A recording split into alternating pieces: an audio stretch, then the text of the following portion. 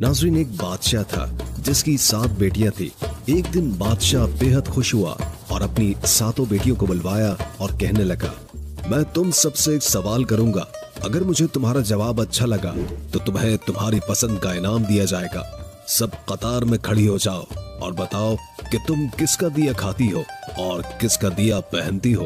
पहली 6 बेटियों ने जवाब दिया, ऐ अब्बा हुजूर, हम आपका दिया खाती हैं और आपका दिया पहनती हैं। ये सुनकर बादशाह बेहद खुश हुआ और उन बेटियों को उनकी पसंद की चीजें देते। जब सबसे छोटी बेटी की बारी आई तो बादशाह ने उसकी जानिब देखा। उसकी आंखों में मासूमियत और एतमाद छलक रहा था। वो धीरे से मुस्कुराई और अपने साफ और मजबूत लहजे में बोली, ऐ अब्बा हुजूर, मैं अल्लाह का दिया हुआ खाती हूँ और अल्लाह का दिया हुआ पहनती हूँ। यही मेरा नसीब है जो मेरे रब ने मेरे लिए लिखा है। जो कुछ भी मेरे पास है वो उसी की इनायत है। ये अल्फाज सुनकर दरबार में एक लम्हे के लिए खामोशी छा गई। ये जवाब एक आम जुमला नहीं था, बल्कि तवक्कुल, शुक्र और हकीकी समझ का आगाज था। उसके लहजे में ऐसी गहराई थी कि हर शख्स हैरत ज़दा हो गया। उसकी बात में एक गैर मामूली सच्चाई और आजिज़ी छुपी थी, जैसे वो दुनिया की तमाम नेमतों को हकीकी मालिक की तरफ मंसूब कर रही हो। बादशाह के चेहरे पर गुस्से और हैरत के मिले जुले जज्बात थे। वो शायद ऐसे जवाब की तवक्को नहीं कर रहा था, लेकिन ये छोटी सी शहजादी अपनी उम्र से कहीं ज्यादा समझदार और दाना लग रही थी। उसकी बात में एक खामोश पैगाम ये भी था कि हकीकी शुक्रगुजारी इंसान को जमीन से उठाकर आसमान की बुलंदियों तक पहुंचा सकती है, बशर्ते कि वो दिल से अल्लाह पर यकीन रखे। बादशाह ये सुनकर गुस्से से कांप उठा। उसके चेहरे पर गुस्से की सुर्खी नुमाया हो गई और धाड़ते हुए बोला, ऐ कमबख्त, तुमने मेरी नाशुक्री की है, मेरे एहसानात को नजरअंदाज किया है। ऐसी गुस्ताखी की सजा जरूर मिलेगी। दरबार में सब लोग खामोश हो गए। छोटी शहजादी ने नरमी से जवाब दिया, जो हुक्म अब्बा हुजूर। उसके लहजे में ना ही कोई खौफ था न बगावत, बल्कि सिर्फ आजिज़ी और अल्लाह पर यकीन की झलक थी। बादशाह गुस्से में आकर बोला, इस गुस्ताख को मौत की सजा दी जाए। सिपाहियों, इसे फौरन फांसी के लिए तैयार करो। ये सुनकर दरबार में हलचल सी मच गई। बादशाह की छोटी बेटी पर मौत की सजा सुनाना एक गैर मामूली बात थी।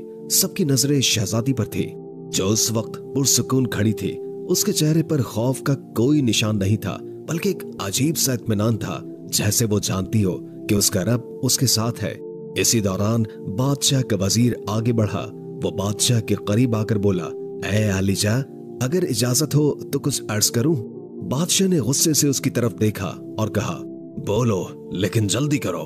वजीर ने नरमी से कहा, बादशाह सलामत, यह आपकी अपनी बेटी है। अगरचे इसके अल्फाज आपको नागवार गुजरे हैं, लेकिन ये इसकी समझ और अकीदे का इजहार है। क्या ये बेहतर ना होगा कि आप इसे जंगल में छोड़ दें? वहां ये अपनी बात को सच साबित करने की कोशिश करेगी और हमें ये भी मालूम हो जाएगा कि आया ये वाकई अपने रब पर इतना तवक्कुल रखती है। बादशाह ने वजीर की बात सुनकर गहरी सांस ली और लम्हे भर के लिए सोचा।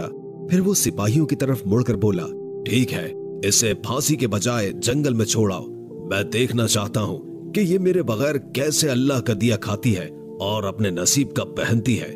सिपाही आगे बढ़े और शहजादी को ले जाने लगे, लेकिन शहजादी के चेहरे पर अब भी सुकून था, जैसे वो जानती हो कि ये आजमाइश भी उसके लिए अल्लाह की रहमत का दरवाजा खोलेगी।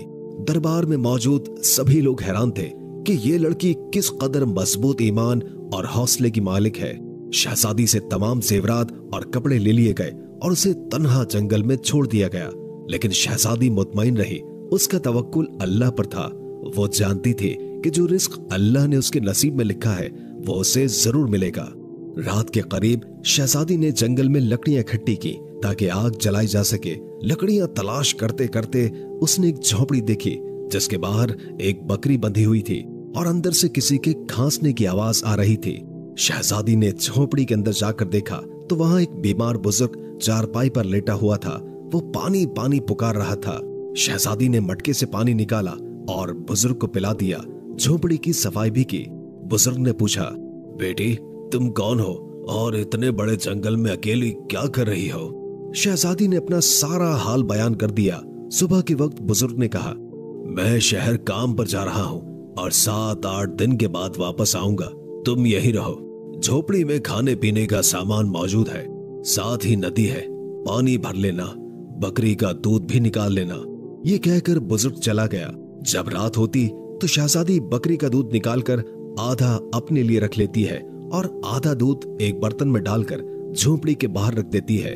उसका ख्याल होता है कि अगर कोई जानवर या परिंदा भूखा प्यासा होगा तो वो दूध पी लेगा, फिर वो इत्मीनान के साथ सो जाती है। सुबह सवेरे जब शहजादी की आंखें खुलती है तो परिंदों की चहचहाट और ठंडी हवा के झोंके उसे जगा देते हैं। वो धीरे से उठती है और झोपड़ी का दरवाजा खोलती है। जैसे ही वो बाहर कदम रखती है, उसकी नजरें बर्तन पर पड़ती है जो खाली होता है, लेकिन बर्तन के पास एक अजीब सी रोशनी झिलमिलाती है। शहजादी करीब जाती है और देखती है कि वहां एक इंतहाई कीमती लाल पड़ा है जो सूरज की रोशनी में दमक रहा होता है। शहजादी हैरत और खुशी के मिले जुले जज्बात के साथ लाल को उठाती है। ये देखकर उसके दिल में तजस्सुस पैदा होता है कि ये लाल यहाँ आया कैसे। फिर उसकी नजर बर्तन के इर्द गिर्द जमीन पर पड़ती है जहाँ सांप के निशानात साफ दिखाई देते हैं। उसके दिमाग में फौरन बचपन की एक कहानी गूंजती है जो उसे उसकी दादी अम्मा ने सुनाई थी। दादी कहा करती थी, जब कोई सांप खुश होता है या किसी से मुतासिर होता है तो वो अपनी खुशी के इजहार के तौर पर एक कीमती लाल उगल देता है जो हीरो से भी ज्यादा कीमती होता है। ये ख्याल आते ही शहजादी के चेहरे पर एक मुस्कुराहट आ जाती है। वो सोचती है शायद ये वही सांप था जो रात को दूध पीने आया होगा। वो भूखा और प्यासा था और दूध पीकर खुश हो गया। अपनी खुशी के इजहार के तौर पर उसने ये कीमती लाल यहाँ छोड़ दिया। शहजादी लाल को गौर से देखती है। उसकी चमक आंखों को खीरा कर देने वाली होती है। वो दिल में शुक्र अदा करती है और सोचती है यह अल्लाह की तरफ से एक और निशानी है कि वो अपने बंदों को कभी अकेला नहीं छोड़ता। ये वाकया शहजादी के दिल में मजीद यकीन और सुकून पैदा कर देता है। वो सोचती है कि अगर नीयत साफ हो और दिल में रहम हो तो अल्लाह अपने बंदों के लिए ऐसे रास्ते निकालता है जो इंसान की सोच से बाहर होते हैं। वो लाल को महफूज जगह पर रख देती है और दिल में अहद करती है कि आज रात फिर बर्तन में दूध रखेगी, ये देखने के लिए कि क्या ये मौजज़ा दोबारा भी होता है या नहीं। ये एहसास कि उसकी मदद के लिए कुदरत खुद हरकत में आ चुकी है शहजादी के दिल में एक नई उम्मीद और हौसला पैदा कर देता है। वो अपनी आजमाइश को अल्लाह की रहमत में बदलता हुआ देखती है और दिल ही दिल में मुस्कुराकर कहती है, अल्लाह का शुक्र है जिसने मेरे सब्र और तवक्कुल को रायगा नहीं जाने दिया। शहजादी ये सोचकर हैरान होती है और दिल में सोचती है कि शायद सांप भूखा और प्यासा था और दूध पीकर खुश हो गया। खुशी के आलम में उसने लाल उगल दिया। शाम होते ही शहजादी दोबारा दूध बर्तन में डालकर झोपड़ी के बाहर रख देती है और खुद सो जाती है। हर सुबह शहजादी देखती है कि बर्तन खाली है और एक नया लाल बर्तन के पास पड़ा हुआ है। इस तरह 7 दिन गुजरते हैं। हर दिन सांप दूध पीकर एक लाल उगल देता है। 7वें दिन वो बूढ़ा ज़ईफ बुजुर्ग काम से वापस आता है। शहजादी उसे पूरा वाकया सुनाती है और 3 लाल उसे दे देती है। वो कहती है, आप शहर जाएं और इन लालों को बेचकर महल बनाने का सामान और मजदूर ले आएं। बाकी 4 लाल शहजादी एक माला की शक्ल में गले में पहन लेती है। कुछ ही महीनों में जंगल में एक शानदार महल तैयार हो जाता है। महल में हर किस्म की सहूलत, नौकर चाकर और दुनिया की तमाम नेमतें मौजूद होती हैं। शहजादी एक लकड़ी की फैक्ट्री भी बनाती है जहां गरीब मजदूर काम करके अपनी रोजी रोटी कमाते हैं। जंगल का यह इलाका आहिस्ता आहिस्ता एक शहर की शक्ल इख्तियार कर लेता है और दूर दूर तक उसकी शोहरत फैल जाती है। शहजादी के वालिद बादशाह तक भी ये बात पहुंच जाती है। बादशाह ये सोचता है कि देखो तो सही, ये कौन सी शहजादी है जिसने इतने कम वक्त में ये सब कुछ कर लिया। बादशाह अपने सिपाहियों के जरिए शहजादी को पैगाम भेजता है कि फुला मुल्क का बादशाह आपसे मिलना चाहता है। शहजादी सिपाहियों को पैगाम देती है कि दावत इस शर्त पर कबूल की जाएगी कि बादशाह अपनी तमाम बेटियों के साथ हमारे महल में तशरीफ लाए। बादशाह इस शर्त को कबूल कर लेता है और एक दिन अपनी 6 बेटियों को लेकर महल में आ जाता है। शहजादी नकाब करके अपने वालिद और बहनों से मुलाकात करती है और 7 रंग के खाने पेश करती है और हर खाने के साथ उसी रंग का लिबास और जेवरात पहन कर आती है। महल की शानो शौकत और शहजादी के अंदाज को देखकर बादशाह बेहद मुतासिर होता है और आखिरकार ये कहने पर मजबूर हो जाता है, तुम मेरी बेटियों की जगह पर हो और मैं तुम्हारे इसरार पर अपनी तमाम बेटियों को लेकर आया हूँ। फिर हमसे ये पर्दा किस बात का? शहजादी कहती है, ठीक है, मैं तैयार होकर आती हूँ। इस पर उसकी दूसरी बहनें आपस में बात करने लगती हैं कि इतने महंगे कपड़े पहने हुए हैं, इतने जेवरात पहने हुए हैं और कितना तैयार होकर आएगी।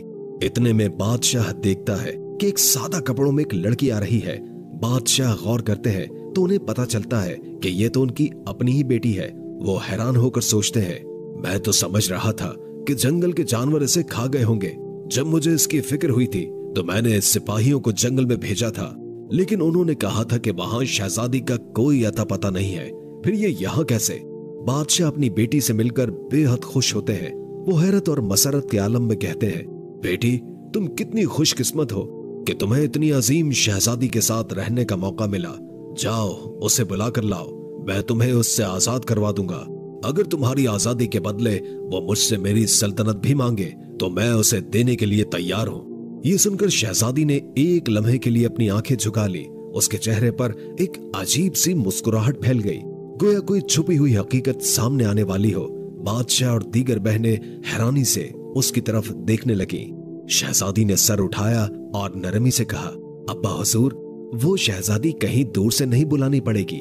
बादशाह ने उलझन से पूछा, क्यों, क्या वो करीब ही है?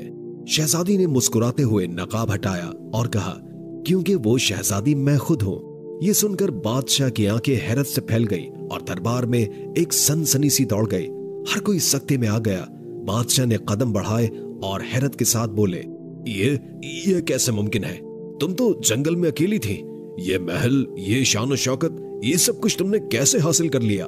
शहजादी ने पूरा एतमाद लहजे में कहा, याद है अब्बा हुजूर, मैंने कहा था कि मैं अल्लाह का दिया हुआ खाती हूँ और अपनी किस्मत का पहनती हूँ। ये सब अल्लाह की इनायत है।